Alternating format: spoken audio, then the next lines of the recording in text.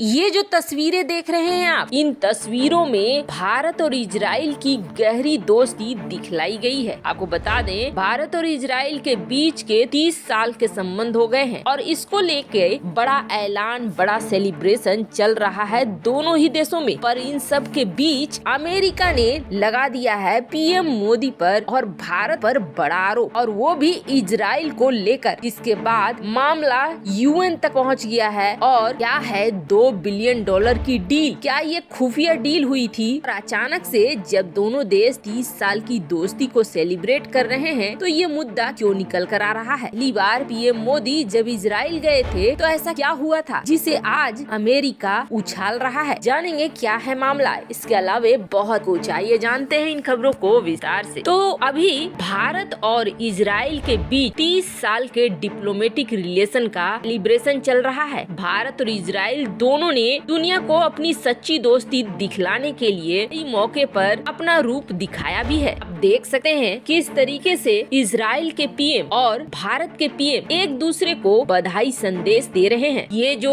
जगह है इजराइल के खास जगह है। खास जगह पे भारत इजराइल के दोस्ती के 30 साल के लोगो दिखाए जा रहे हैं, जहाँ एक तरफ लोगो में आप देखेंगे इजराइल का स्टार ऑफ डेविड है, तो वहीं दूसरी तरफ भारत के अशोक चक्र का इस्तेमाल किया गया है। भारत के भी ऐतिहासिक इमारतों में कुछ इसी तरह की झलक मिल रही है और इजराइल के कई बड़े छोटे बिल्डिंग में इसी तरीके से भारत और इजराइल के दोस्ती के निशान दिख रहे हैं। वैसे तो भारत ने 1950 में इजराइल को रिकॉग्नाइज कर लिया था, लेकिन जो डिप्लोमेटिक रिलेशन थे वो 1992 में बने, जिसके बाद से ही 10 साल लग गए एक दूसरे के देश में किसी मिनिस्टर के भेजे जाने और किसी मिनिस्टर के विजिट पर, क्योंकि भारत उस वक्त थोड़ा अपने लोकल पॉलिटिक्स में भी डरता था और अंतर्राष्ट्रीय में भी डरता था कि कहीं सऊदी अरब, ओमान वगैरह को बुरा न लग जाए। लेकिन पहले मिनिस्टर बने लाल कृष्ण आडवाणी, जिन्होंने विजिट किया इजराइल का। 2000 में लाल कृष्ण आडवाणी सबसे पहले भारतीय मंत्री बने जो इजराइल पहुँचे, और जसवंत सिंह भी साथ पहुँचे थे जो पहले विदेश मंत्री बने। उसके बाद 2003 में इजराइल का पहला प्रधानमंत्री एरियल शेरोन भारत आए। तो इतने साल बाद डिप्लोमेटिक रिलेशन तैयार हुए। लेकिन जब पीएम मोदी की सरकार आई तो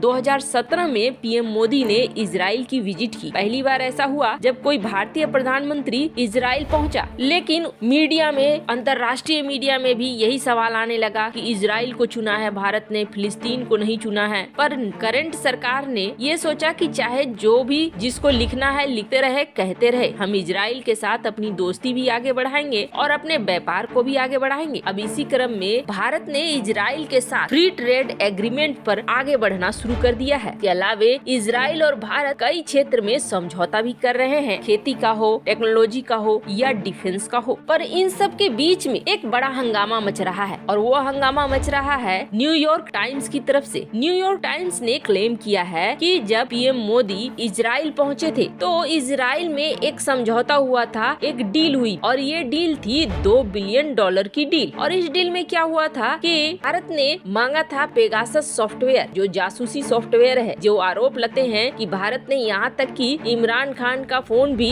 इस पेगासस सॉफ्टवेयर के जरिए जासूसी की थी, और भारत को पहले ही पता था कि इमरान खान क्या सोच रहा है, बालाकोट स्ट्राइक कर पाते हैं हम लोग या नहीं कर पाएंगे, वगैरह वगैरह। यहाँ तक ये भी आरोप लगते हैं कि मोदी सरकार अपने विपक्षियों की भी जासूसी कराती है। पर कहा जा रहा है न्यूयॉर्क टाइम्स की तरफ से कि ये $2 बिलियन की डील थी, और इस डील के अलावे भारत ने 2019 में इजराइल का समर्थन किया था, यूएन में वोट दिया था यूएन इजराइल के समर्थन में। तो ये सब एक डील का हिस्सा था, जिसके बाद सबसे पहले गुस्साए यूएन के पूर्व परमानेंट प्रतिनिधि सैयद अकबरुद्दीन। उन्होंने कहा कि ये बिल्कुल घटिया बात है जो न्यूयॉर्क टाइम्स कह रही है। उन्होंने कहा जो ये वोट देने की बात कही जा रही है, भारत ने दशकों तक फिलिस्तीन और इजराइल के मामले में दूरी बनाकर रखी है, दोनों में से किसी का समर्थन नहीं किया है। हाँ, ये जरूर है कि हम दोनों बहुत अच्छे दोस्त हैं। क्या था मामला? कहा जाता है कि 2019 में अचानक से नेतन्याहू भारत आए थे और उन्होंने सपोर्ट मांगा था कि यूएन में हमें सपोर्ट दो। यूएन में हो क्या रहा था उस वक्त? यूएन में काउंसिल थी, इकोनॉमिक और सोशल काउंसिल। इसमें ऑब्जर्वर का स्टेटस पाना चाहता था फिलिस्तीन का ह्यूमन राइट ऑर्गेनाइजेशन, और इसी के खिलाफ भारत का वोट चाहिए था इजराइल को। खैर, ये बातें कल मीडिया कुछ भी कहे, लेकिन इसका असर भारत भारत और इजराइल की दोस्ती पर नहीं होने वाला है।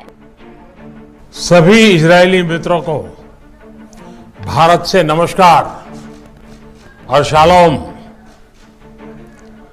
आज का दिन हमारे संबंधों में एक विशेष महत्व रखता है। 30 साल पहले आज ही के दिन हमारे बीच डिप्लोमेटिक रिलेशंस पूर्ण रूप से स्थापित हुए थे। दोनों देशों के बीच एक नए अध्याय की शुरुआत हुई थी।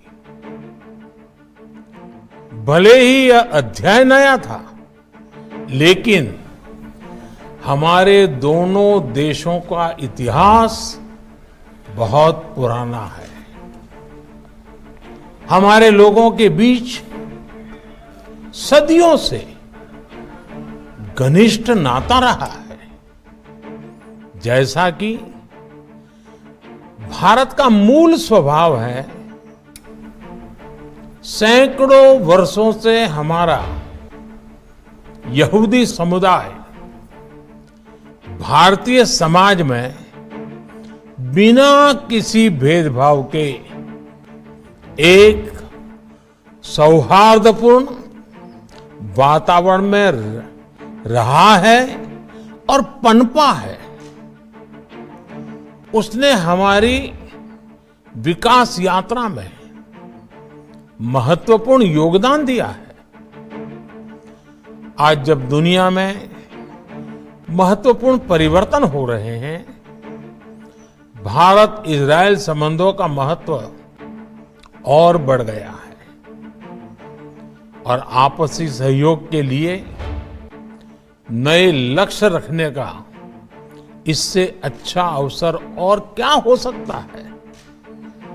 जब भारत अपनी स्वतंत्रता की 75वीं वर्षगांठ इस वर्ष मना रहा है, जब इजराइल अपनी स्वतंत्रता की 75वीं वर्षगांठ अगले साल मनाएगा और जब दोनों देश अपने राजनयिक संबंधों की 30वीं वर्षगांठ मना रहे हैं, 30 वर्ष के इस महत्वपूर्ण। वैसे आपको क्या लगता है, भारत के सच्चे दोस्तों में कौन कौन आता है? इजराइल, रूस, जापान की बात की जाए तो इनमें से सबसे अच्छी दोस्ती किनकी है? कमेंट कर अपनी राय जरूर बताएं। जल्द मिलते हैं अगले वीडियो में नई खबर के साथ।